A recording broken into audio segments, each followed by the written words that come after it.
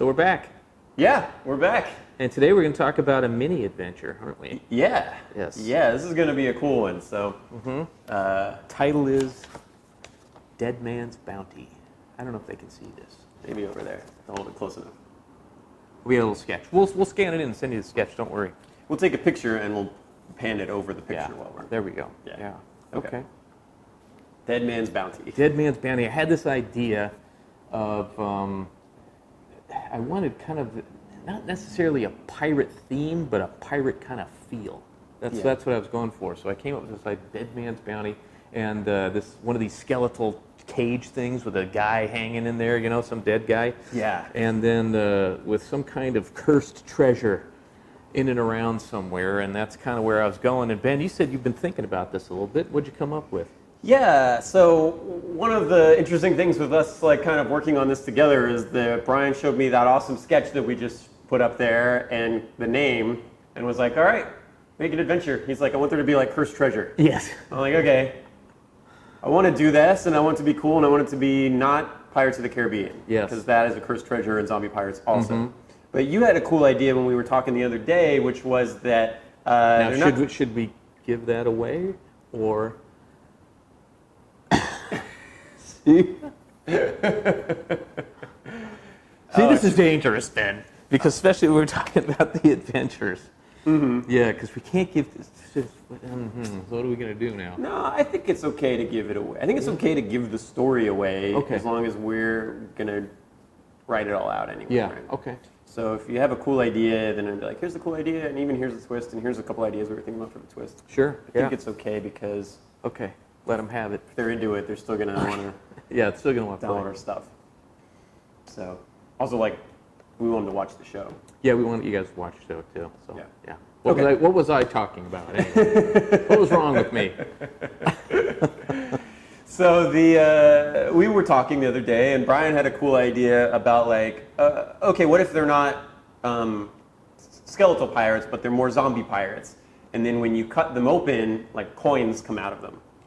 And I thought that was a really cool idea, like they'd swallow the treasure. Yeah, and that they, my theme was that this was an execution field. Mm-hmm. Like these guys were put to death for some reason, for stealing this treasure. And when the adventurers go there, and they discover this scene, they're looking for the treasure too, but they can't find it. And then the zombies all come to life and attack the characters.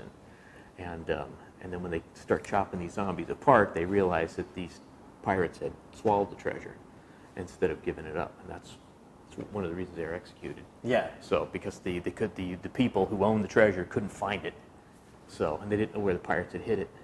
Oh, interesting. Yeah. Mm-hmm. Yeah, I like that because I was kind of thinking that like this was an execution field, and like so I went a little bit of a different way with it, where it was like. Maybe these guys were a crew that had taken over the wrong ship. So there's a couple examples in like the pirate books about like, you know, especially in like the pirates that were sailing out of Madagascar, they would hit ships that were coming between India and Europe. So they would hit these like super expensive like, you know, there was one where like an Indian prince, he lost his ship, like this humongous ship. The pirates had to like climb up the side of it to get into the ship. Wow. And then there was another one that was like a Portuguese count, and he was carrying like the several diamonds that belonged in like the royal like gear, like the royal treasury of Portugal. And so it could have been something like that, where these guys had taken this really humongous treasure, right? From the wrong guy. From the wrong guys, right? So in a D&D kind of setting or a Pathfinder kind of setting, you can take over that ship and you find out that it's like a sorceress or a wizard or something, right? And then you kill all the people, and like he, with his dying breath, says something to you, but you kill him anyway, and you take all the treasure. And then, like, you know, maybe it drove them crazy, and they killed themselves by eating all this stuff, right? Maybe the treasure is not even. It's what you're talking about with those gems. Like maybe the treasure itself is like poisonous to touch. Oh yeah. Or it makes you crazy, or there's something cursed with that. Yeah. With that itself. That's another idea too. Now, Ben has to write all this stuff. One of the cool ideas with the treasure was that, or with the scene when you showed up, was that there was this dude hanging in, what would they call it? Giblet or something? Yeah, I think that's what it's called. where it's like what Mad Mardigan's hanging in Willow, where it's just like a big open cage, and they would stick you in there and leave you in there until you died. Yep. And so I liked the idea of like maybe what if, this is an idea I just have off the top of my head, but Okay, like what let's hear if it. there's a treasure chest there, right? So what if however you get this quest is going to be very simple, where it's like, I like the idea of, have I told you about Coconut Crazy?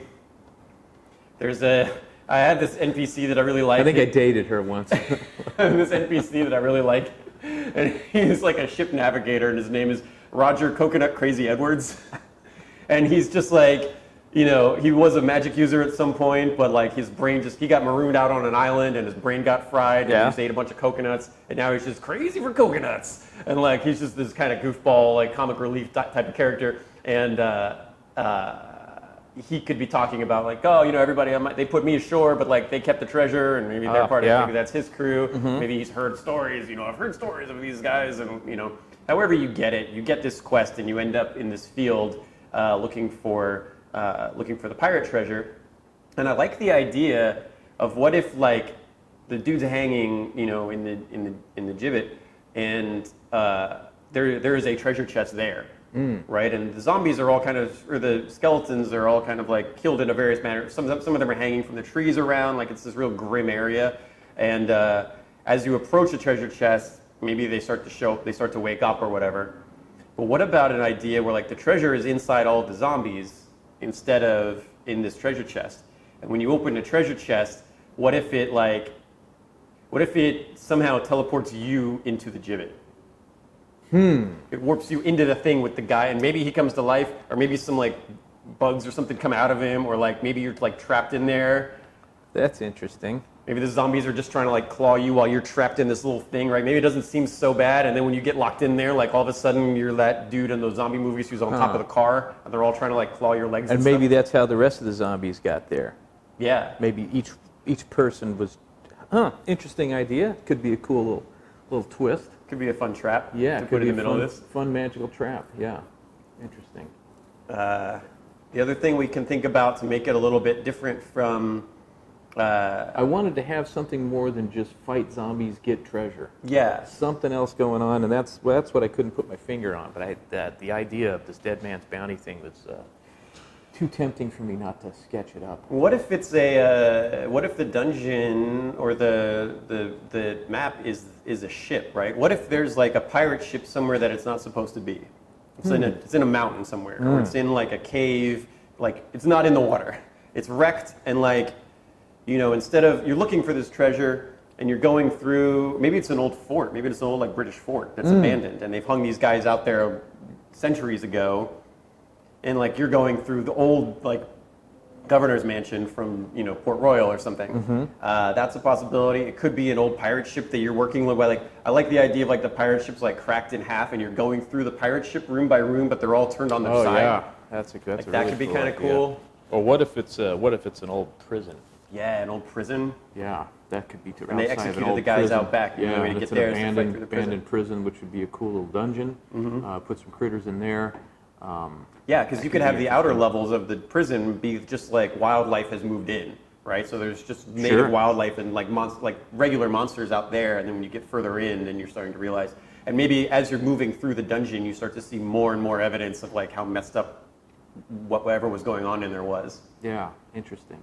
That means we have to draw a map of Yeah. the prison and stock it full of critters. That's pretty fun. How many more beers do I get before I start working on that project? So yeah, this is how we work. We come up with ideas, and then we get you something at the end of it. Yeah. So we've got a pretty solid idea here. It was not what either of us were expecting when we went into it, but like I think this is gonna be a really cool adventure. So you'll see what we come up with. Yeah, let's get to work on it. Good.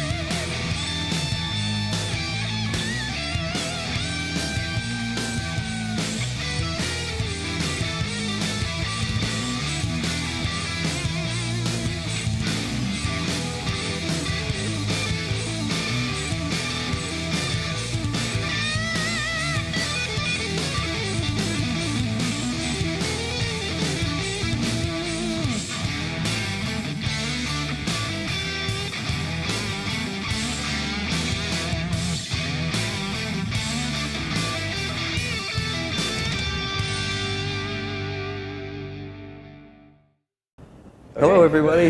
Welcome back. We're back. Yeah, so it's been like, what, 2 weeks? Week since we recorded the last bit. So we're back, and we've got a lot of cool stuff that we're going to show you. Brian's got some pretty awesome art. So the camera actually picked up the art really well. So cool. If you want to hold it up. Yeah. We have the sketch to the Dead Man's Bounty. There we go. And then, once you get inside Dead Man's Bounty, you're going to encounter some meanies. And here's the bugbear leader. So I'll be painting these later this week, Ben. Yeah. I'm half done with the writing. Here's he's just getting started. My 10 lines of like dialogue that I don't make no sense to anybody except me. But we've got an idea, and we're getting together to kind of flesh it out, and then we'll do the final writing, and everything will be posted up on the site so that you can check it out. Absolutely. So for a story, kind of what I was thinking and what we had been talking about was, I found a really cool picture of a place, and I'll put it up when we do the video. It's called Forte San Lorenzo, Panama. So it's this old Panamanian fort, like from the pirate times. And it wasn't like a big like Port Royal kind of deal. It was more of like a small Spanish outpost, kind of on the coast. And so the idea for these guys, because we want to do a cool pirate thing, but we want to have some kind of interesting stuff going on with it. So it's not just every D&D pirate adventure where you have to go fight some pirates and kill them. This is going to be kind of, there was maybe 20 or 40, maybe 40 years ago, there was a very famous like pirate crew. And I called them the Bloodsail Rovers. And they took this galleon that had all of this gold and jewels and everything on it, and they captured it. And then they vanished. Nobody knows what happened to them. That's one of these great mysteries in the realm, is like what happened to these pirates and what happened to their treasure. And the heroes, through various circumstances, I'm going to put a couple different options. Maybe you meet a guy in a tavern, he's got an old story he can tell you. That's always good. Yeah, it's a cool way, like if they're at a tavern and you want to give them this quest, that's a good way to do it. You just give them an old pirate dude who's like, I know what happened to that thing. And the other thing is, like, if they're kind of wandering around in a forest or a jungle type of scenario, maybe it's not too far away from where you could put this fort. It's like, it's got to be on the water, and it's got to be on like kind of a cliff area in like a forest or a jungle kind of thing. But I had an idea that they find like the skeleton of this old soldier, and he's wearing the uniform that would have been maybe 40, 50 years old, and this guy's dead, and the jungle's kind of reclaimed him. It's mostly bones and stuff. But you know, maybe he has, I had the idea for, you know, bag of holding, right? It's like a bag. Hey, kitty cat. Cats are attacking our microphones. You know, the bag of holding, which is just a bag that, you know, you can put anything into it and take anything out of it. I had an idea for what if this guy has like his little adventuring journal or whatever, but he's got it into it's a bag of holding, but it's the size of like a scroll, like a rolled up piece of paper. You stick that in there, and it only holds like one or two, you know, like a handful of papers. You can stick them in there. You can stick one magic scroll in there or something, and it kind of, you know, it's like a bag of holding, but that's how the thing didn't get destroyed by the swamp. So when they pull out his journal, it's in perfect condition because it's been preserved through all kinds of nothing inside this case can like degenerate or disintegrate or whatever. So they pull out this guy's journal and they find like, oh, these guys, like this, you know, I'm calling them Colomarcans, but they're Spanish, right? Like these guys captured the pirates, and instead of reporting them or having them go to a trial or whatever, they were like, these guys have the treasure and we want it. They're on some outpost in the middle of nowhere, they're only like 40, 50 guys, they're like, well, we want this stuff. So they try to torture the information out of the pirates. The pirates all die in the process, and then something happens, and maybe it's related to the necromancy magic, or maybe it's something else. Something happens, and all these dudes die or run away. That's kind of a mystery that you can uncover while you're going through the dungeon, is to kind of figure out what happened to these guys. But something happened to them, and they're gone. And now what we know is that, like, but the fort is nearby, so you can go check out the fort. And it's like, okay, maybe this is nothing, maybe this is an old legend, or maybe there's some information on where this treasure is still there. So I'm liking it. Yeah. I So think you it's go to the cool. old fort, and then like bugbears have moved in. Maybe And some- hijinks ensue. Yeah. Yeah. Yeah. You won't be bored. Yeah. So you'll show up, and there'll be, you know, cool old pirate fort overrun. There's going to be skeletons and stuff all hanging around. There's Yeah. going to be various tortured, you know, pirate bone kind of thing. Everything will be overgrown. And then some of those bugbears will have moved in. Maybe they have some hobgoblins with them or something like that. And we love the idea of the picture that Brian drew, which was one of the bugbear chieftain has he's got the magic sword of the pirate king, the pirate leader, the pirate captain, and his hat, and like, so he's dressed up like a pirate because he's wearing all the old stuff from the pirate captain, the infamous pirate captain. He's got his magic sword, and that could be pretty cool. Yes. So that's Bugbear what pirates. bugbear pirates. Yeah. You had a cool idea for the sword you were just telling me about. Yeah. So instead of just a regular kind of a pirate cutlass, I was thinking a sword that's like a hand and a half sword, a curved hand and a half sword with a nautical theme. So on the pommel, I have a squid head with these giant ruby eyes and stuff, and that kind of curls around the handle. The tentacles do and form almost like a basket hilt of tentacles and things. So that's a sword I'm going to be painting for you guys. That's really cool. And so we want to try to give it some kind of cool water powers. So like, what we're thinking so far is maybe it does more damage to like creatures that can naturally breathe underwater. Or maybe you can control them or something. Oh, Or, yeah. something. Can hold your breath longer. Maybe. These are all good ideas. So yeah, I think it's coming together pretty well. We're gonna put it all together, but yeah. Oh, you had a cool idea for a monster too. It's because I was telling we were texting, and I was like, well, you need a cool idea for like. So we're gonna go with bugbears and hobgoblins because it makes sense that they would move in. This is a cool fort. It's got good defenses. Yeah. That's a And- nice base for bad guys. Yeah, so they've kind of moved in. Maybe I don't think they wiped out the Colomarcans, but something else did. Maybe I think it's probably more related to the magic because these dead bodies and stuff. Spoiler alert: they're coming back. You're gonna have to fight. You're gonna have to deal with that guy, and then you're gonna have to come back out and deal with the undead. And so You're maybe not we'll- out of the woods yet. Yeah. So it'll be kind of a fun way because you'll beat the party up and they'll think that they just beat the big boss, and maybe they'll use their spells and they'll use all of their magic items and stuff. And then when they go back outside, it's like, no, actually you got to fight. You got to fight the A pirates. now. small legion of undead pirates. Yeah. What do you think for the pirates? Do you think that they should be kind of regular skeleton kind of things, or do you think that they should be a little bit? Do you think they should have like the powers that those?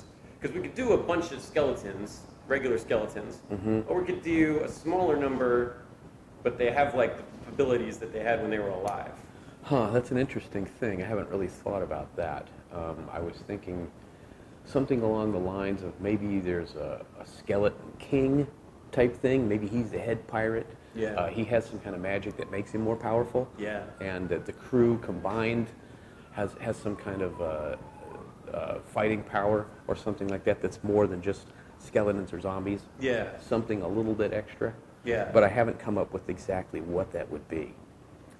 Possibly, maybe even the Skeleton King can even resurrect another skeleton if he gets close enough or touches him. You kill him once, but he can bring him back or something like that. Would be an interesting idea. What if?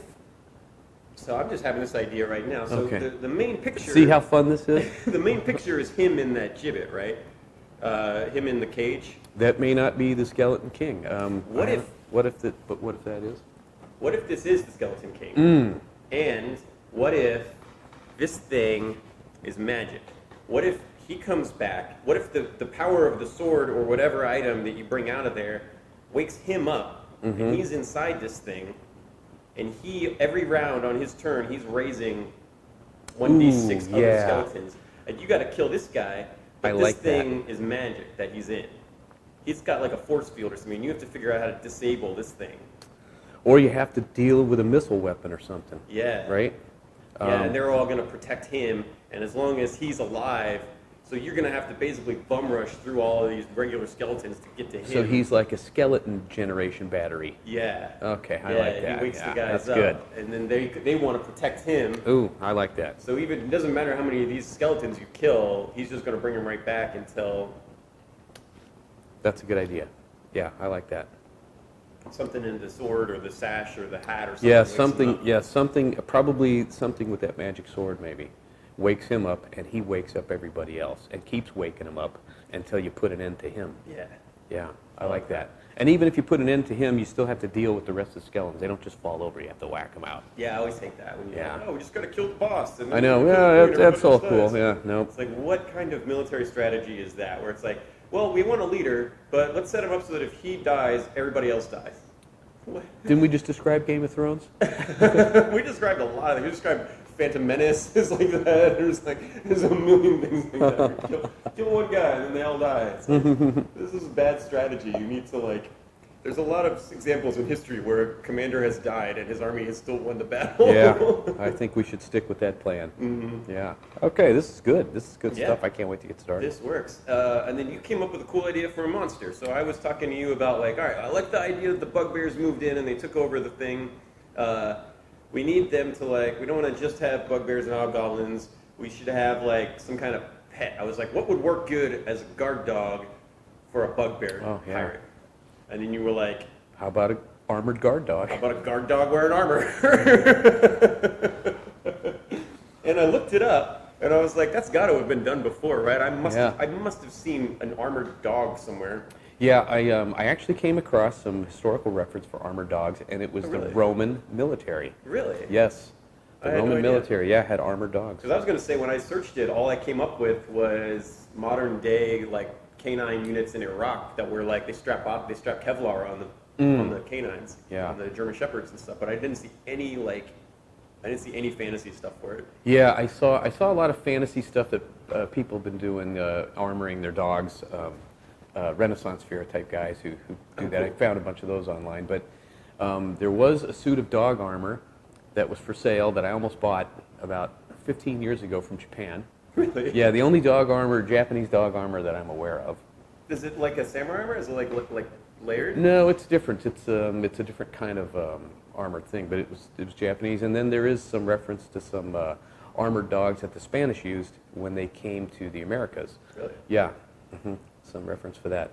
I found some drawings, but I did not find any actual dog armor from the Spanish time. That's pretty crazy. Yeah, it's pretty crazy. So, but there is historical reference for dog armor. That's awesome. So what you came up with was pretty cool. It's just kind of like I found something online, and then I modified it quite a bit. So a little bit of chainmail, little spikes, and lots of teeth. Yeah.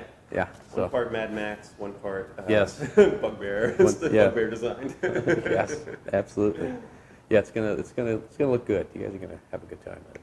Yeah, and so that kind of solves the problem, because the other thing, I wanted to have the pirates hanging out outside so that you could see them when you were walking up, and it's going to make it a little bit more scary for the players when they're showing up to the fort and there's all these dead bodies hanging around outside and stuff.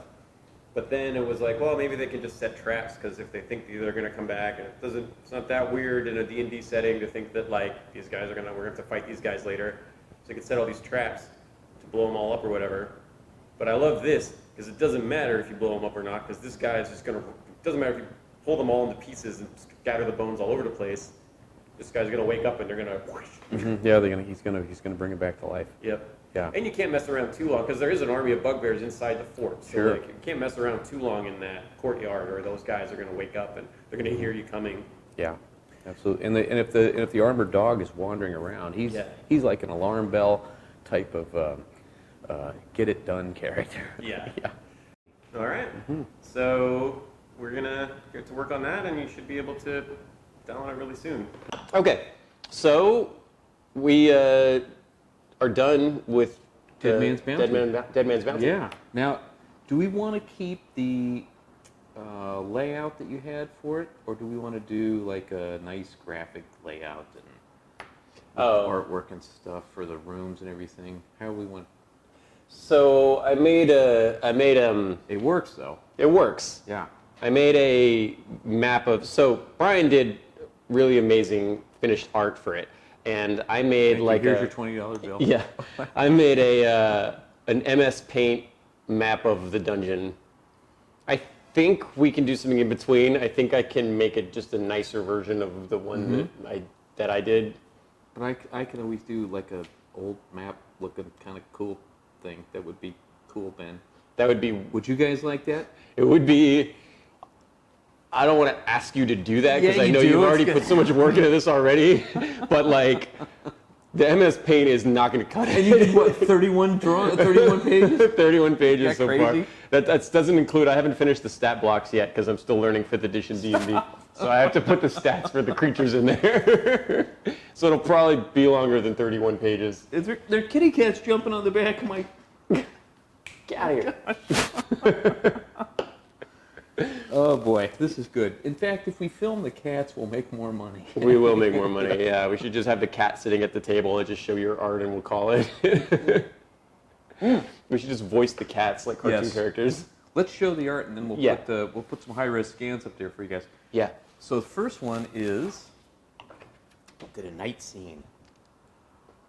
That is very Ant-Man? cool. Thank you. Yeah, and that's was the first could-be animated character.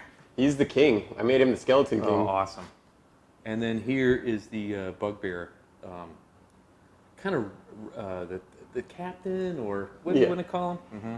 Yep. With his armored dog. Yeah, his armored dog, and the sword looks awesome. Oh, thank you. So the sword is a magic sword that gives you extra damage against anything that has a swim speed, so any kind of aquatic stuff, and it works perfectly underwater. And Brian did the handle of it as like an octopus with like the little tentacles going up the blade, and then that's the hilt of the weapon, and it's really cool. It has rubies for eyes, look like. Yeah, mm-hmm. Sure It's does. very cool. Yeah. So we've got the stats for that in the PDF for that episode, and yeah, everything looks awesome. Someday I'm going to paint that sword completely separate, so you'll have that, but I don't know when I'm going to be able to get around that yet. That'll be extra content. That's going to be extra content, yeah. When I get some free time. Yeah. Yeah. All right. So that works. Yeah. And everything's pretty much done there. That's exciting. Cool. Yeah. It only took us a few weeks to get that one out the door. So hopefully by the time we're up and running and a well-oiled machine, it won't be. It won't take so long. And we are well-oiled machines. Yeah. See you guys next time. Bye-bye. Cheers.